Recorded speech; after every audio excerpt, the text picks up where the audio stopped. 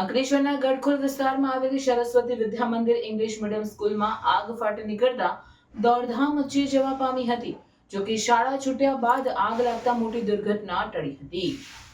અંકલેશ્વરમાં ફરી એકવાર આગનો બનાવ સામે આવ્યો હતો. અંકલેશ્વરના ગડખોલ વિસ્તારમાં આવેલ સરસ્વતી વિદ્યા મંદિર ઇંગ્લિશ મીડિયમ શાળામાં ગતરોજ બપોરના સમયે અચાનક આગ ફાટી નીકળતા દોડધામ મચી જવા પામી હતી.